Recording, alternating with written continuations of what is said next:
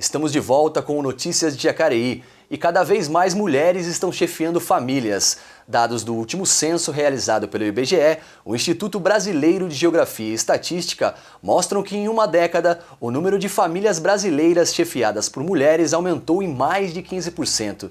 Dessas famílias, mais de 87% são chefiadas por mulheres sozinhas com filhos. Claudineia se tornou a chefe da família há 11 anos. Depois que tomou a decisão de se separar do marido. Ela administra sozinha a rotina da casa, a profissão de servidora pública e ainda dedica tempo ao hobby de cabeleireira. É um filho que chama, é o outro que mora aqui. E tem os afazeres de casa, todo mundo, toda mulher tem, né? Os trabalhos de faculdade.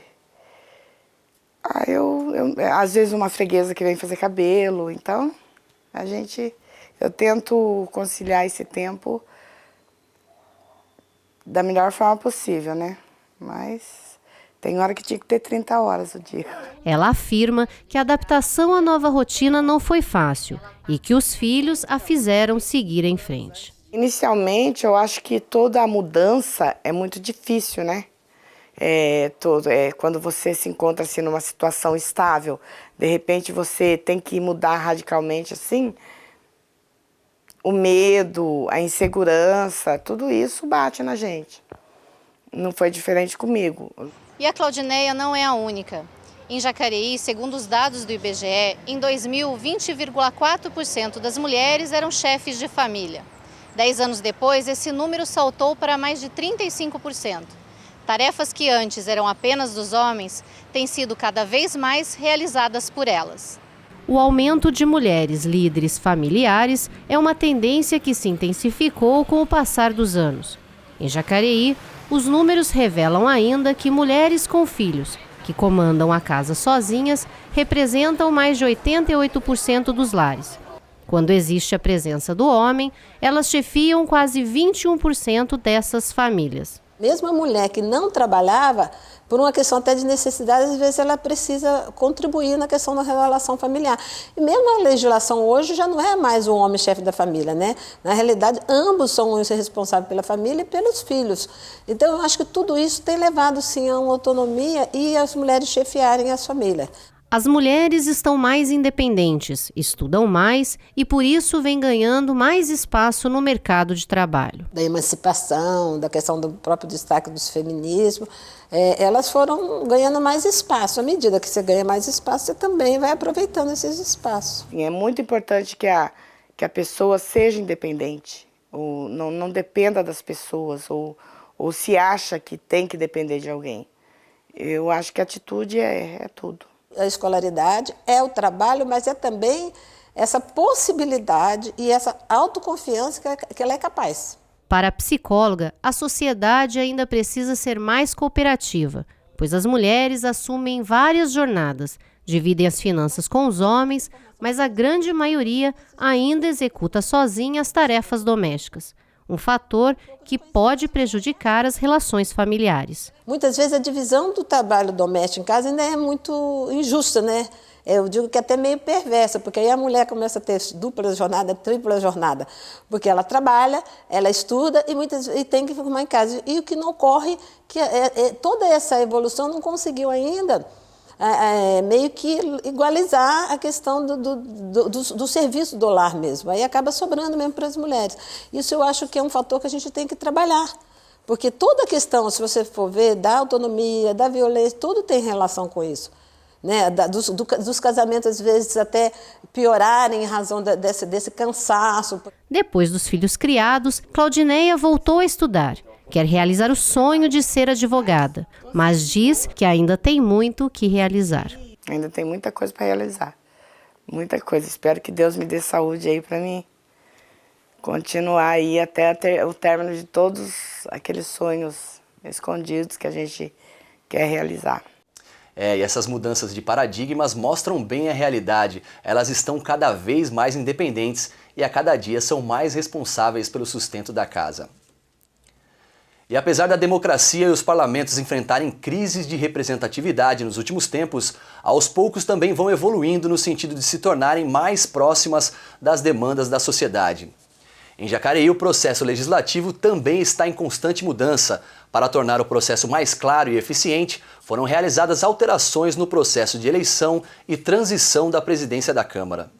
A Câmara Municipal de Jacareí está em constante busca pelo aperfeiçoamento dos processos legislativos. Visando preencher lacunas no regimento interno, os vereadores realizaram alterações no processo de eleição e transição da presidência do Parlamento.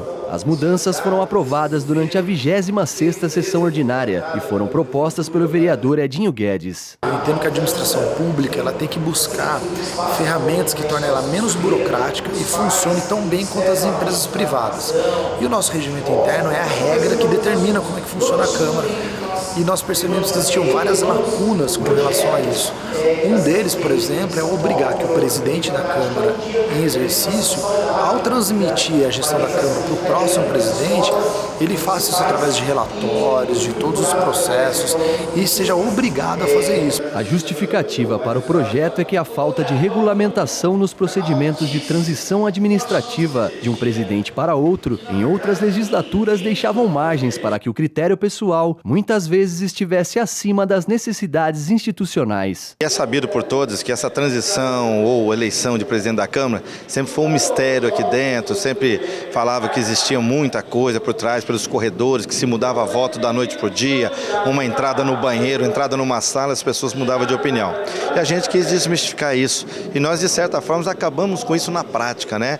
Havendo união, consenso na hora da escolha daquilo que fosse melhor para os trabalhos da casa. Com a antecipação da eleição para novembro e não mais em janeiro, o presidente eleito para o segundo biênio tem a oportunidade de se inteirar da rotina e do andamento dos trabalhos da casa com antecedência. Porque nós temos histórico aqui na Câmara de presidentes declaradamente sabotarem a sucessão do próximo para prejudicar a atuação dele, porque era de partido diferente. Só que a Câmara é um ambiente financiado pelo dinheiro público e ela deve funcionar como uma instituição independente da cor partidária. A transição que se deu entre o Edinho e a minha, que foi o primeiro momento em que você tem essa oportunidade, foi muito legal. O Edinho nos chamou para uma apresentação de todos os trabalhos que ele fez e, nesse sentido, passou oficialmente para mim a batuta. O que mostra isso? Primeiro, respeito. Segundo, que a gente realmente trabalha aqui, independente de diferenças partidárias e ideológicas, a gente trabalha por um único objetivo, que é a cidade de Jacareí. E quando o presidente que entra absorve as informações, do antecessor, com certeza os trabalhos correm melhor, você evita desperdício, você evita perda de tempo, documentação, uma série de coisas que mostra nosso respeito aí pela coisa pública. Ainda segundo o projeto de resolução, a obrigatoriedade dos novos procedimentos só serão aplicados em novembro de 2018 e valem exclusivamente para as eleições do meio da legislatura. Por força legal, as eleições do primeiro biênio continuam a ocorrer no primeiro dia do ano, com a posse dos novos vereadores. Na prática, esse procedimento só acontece quando há a transição do meio de mandato. Porque o que vai acontecer? Quando terminar a nossa legislatura, um novo presidente será eleito e você não sabe exatamente se o antecessor estará aqui. E ela acontece justamente no dia da posse. Então é praticamente impossível, você fazer essa transição, porque você só sabe quem é o presidente da Câmara no dia 1º de janeiro. Então não teria na prática como fazer isso. E o Brasil possui o terceiro maior cadastro de doadores voluntários de medula óssea do mundo. Segundo o Ministério da Saúde, são mais de 3,5 milhões de cadastrados para a doação. Mas poucas pessoas sabem como é feito o processo de cadastro e doação. Na reportagem a seguir, você confere, além de mais detalhes desse processo, a luta dos pacientes que aguardam uma medula compatível. Doe amor, doe vida, doe medula óssea. As palavras na camisa são parte da luta de Júlio para encontrar um doador com medula compatível com a dele. Em 2013, ele foi diagnosticado com aplasia medular congênita e apenas um transplante pode curá-lo. Hoje, graças a Deus, eu estou bem. Levo minha vida normal, minha medula produz 20% de sangue. O que ela produz para mim hoje, eu vivo tranquilo. Só que o perigo é amanhã se ela parar. E Júlio tem motivos de sobra para se preocupar, já que 2 irmãos dele, que tinham o mesmo problema, não encontraram doadores a tempo. Luiz Cláudio faleceu em 2002, com apenas 18 anos, enquanto fazia o tratamento contra uma anemia decorrente da doença. A família só soube o que ele tinha após 13 anos, quando o último irmão de Júlio, Luiz Rodolfo, de 33 anos, também teve anemia e foi diagnosticado com aplasia medular congênita. Foi tratar tudo e eu era compatível com ele. Aí em janeiro, internou ele para fazer uma quimioterapia para nós fazer o transplante.